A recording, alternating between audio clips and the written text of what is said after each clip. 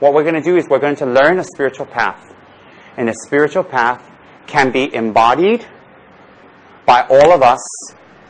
It can be practiced by all of us. And we can put it into our lives. We can apply it to our lives whether we're Buddhists, whether we're Jews, we're Hindus, we're Sikhs, we're Muslims, we're Christians, or free thinkers. This is not a class, or this is not a center, or I'm not a teacher that tries to make you a Buddhist. What happens is, this is wonderful, we can all be together here, and we don't have to join to be a Buddhist. Let's learn together. Some weeks we get together, it's going to be totally boring. You're going to be bored, silly, doesn't apply, but have compassion because it can apply to the person next to you. Some weeks you get together, it's going to totally apply.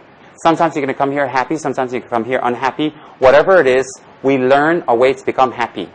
And then we might look next to us, we might see somebody weird, act weird, talk weird, do things weird. I mean, they're all around us. And you shouldn't freak out, you shouldn't think, well, this is a Buddhist little organization, and they should be all like walking around on clouds, and they all should look like Kuan Yin.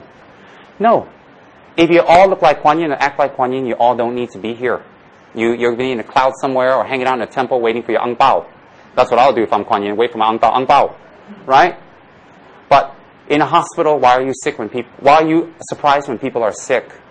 When you're in a hospital, when you go in there and everybody's sick, you shouldn't be surprised. It's a hospital. So when you go to a Dharma center, what are we healing? Our spiritual sickness. What is our spiritual sickness? Our spiritual sickness is waking up in the morning and asking ourselves every single day of our lives as we get older, what's the purpose of life? Why am I doing all this? Why am I eating? Why am I dieting? Why am I making money? Why am I looking great? Why am I trying to look great? Why am I just living? Why am I here?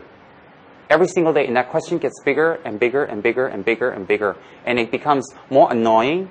It becomes it creates more dissatisfaction. It creates a lot of frustration and more anger as time goes on.